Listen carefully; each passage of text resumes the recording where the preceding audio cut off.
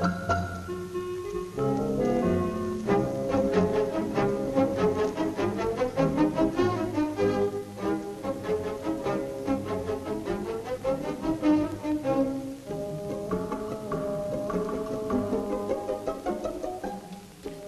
kun en mene sinne, siellä on niin ilkeitä poikia. Enkä mene. Se on tyttöjen koulu ja Kallekin menee Jannujen skoleen. Siltäkö sinusta tuntuu? Jaa, tuossa on jotain tuttua. Kyllä aika sentään rientää. Minusta tuntuu aivan kun olisin eilen suuren tappelun kanssa lähtenyt sinne kamalan pahalta tuntuvaan tyttöjen kouluun. Ja heti alkajaisiksi irvistit yhdelle. No katsos, ei minä juuri sinua tarkoittanut. Sinä vain edustit kaikkea sitä, mitä pelkäsin. Aika poika, pelkää pieniä tyttöjä. Ei kai aivan turhaan. Seurasihan siitä yhtä ja toista. Kaiken lisäksi pelkäsin, että en selviäisi kokeista. Tuntui niin oudolta siellä vieraan koulun käytävällä ja kaikki toiset vaikuttivat niin kykeneviltä ja varmoilta. Päästiinhän sitä sentään läpi ja rinnassa tuntui oikein mukavalta. Ollaan vain aika poikia. Minä tuskin olisin päässyt ollenkaan läpi, ellen olisin nähnyt sen kieltään näyttäneen pojan, sinun, kirjoittaneen niin innokkaasti. Muistan hyvin ajatelleeni, jos tuo osaa, niin kyllä minunkin täytyy. Ja niin sitten minäkin pääsin. Nyt näin aikuisena tuntuu mukavalta ajatella, että samaan aikaan kun me niin tosissamme uppouduimme omiin huoliimme, sadoissa kouluissa oli samat huolet, samat ajatukset ja samat toiveet. Ja siitähän sitten kaikki alkoi.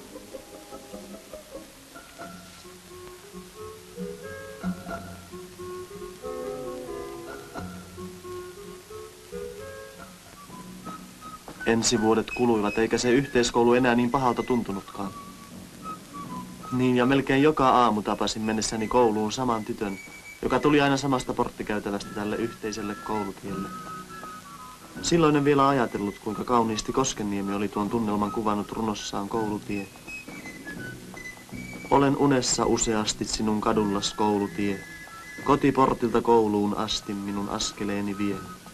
Talot matalat kahta puolta, miten tunnen ne tarkalleen. Yli niiden mäeltä tuolta kohoo kirkko tornineen. Ja mun matkani keskitiellä näkyy ihana aamuinen. Tytön sinisen kohtaan siellä ja katsehen sinisen.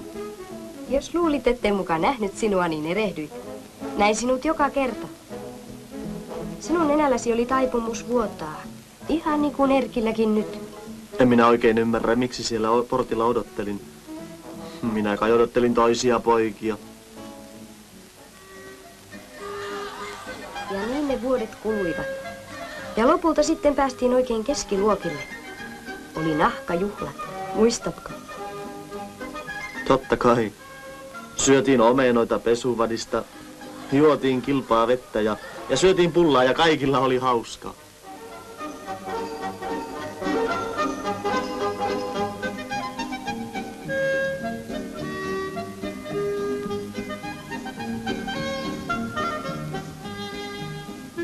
Se kynätemppu oli hauska.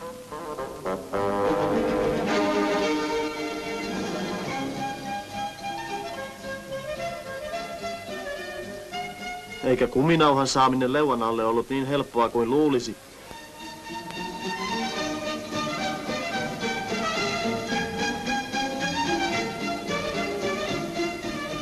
Ja sitten meidät kastettiin.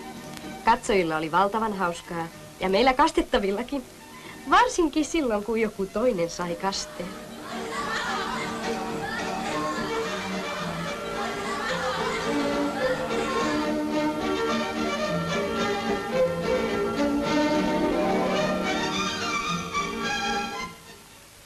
Ja lopulta sitten oltiin 6. luokalla. Muistan hyvin sen kevään. Häpäisin itseni pahasti, sillä minun suuri salaisuuteni paljastui. Opettaja puhui jotain avaruusgeometriasta. Ainakin se kuului silloiseen kurssiin, en minä muuta muista.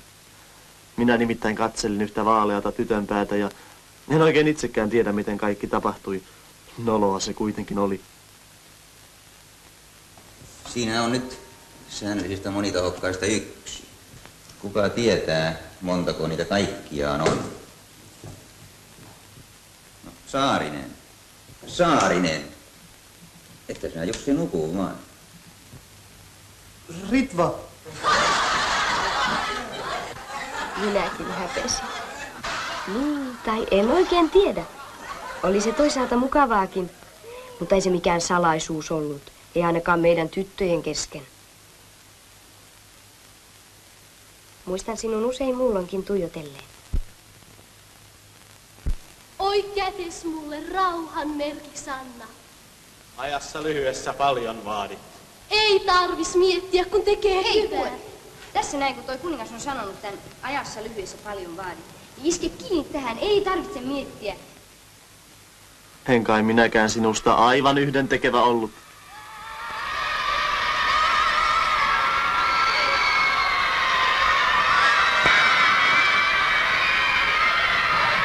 Väliin minä innoissani liityin sellaiseenkin puuhaan, johon minulla ei ollut oikein taipumusta.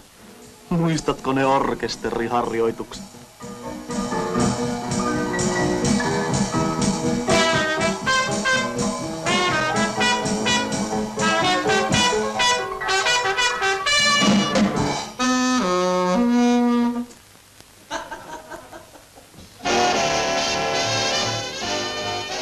Sinulla oli muistaakseni tuo rytmitaju jo silloin hieman heikko. Ainakin sinä aina tallasit varpailleni, vaikka en ollut siitä moittia. Sinä kun yritit niin kovasti parastasi.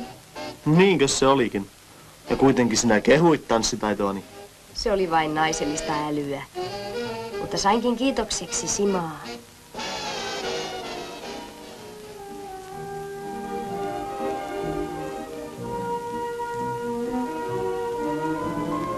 Mutta ne saattoreissut.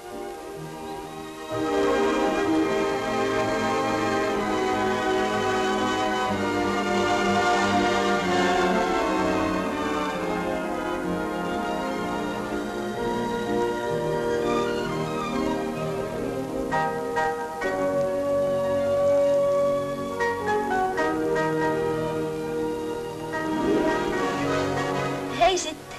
Hei. Vie jalat kuin karkelossa läpi pienen puistikon. Sen penkillä kuutamossa ens runoni tehty on.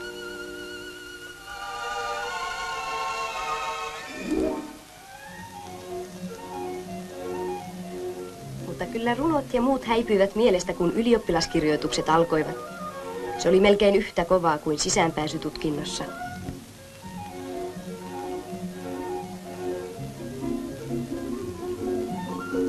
Minulla oli melkein samanlainen lyhyt sulku kuin pääsytutkinnoissa. Mutta kun sinä rohkaisit minua, niin ajattelin, että Ritvan kanssa yhtä aikaa ylioppilaaksi, vaikka mikä olisi.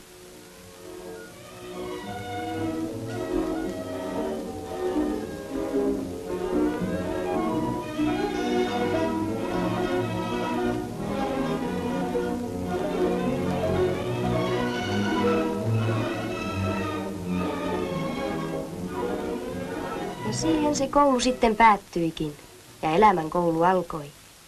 Koskahan siinä on loppututkinto? Ja mä unhotan läksyni vaivan ja kaikki niin kauniiksi saa. Mua jossain kaukana aivan elo ihana odottaa.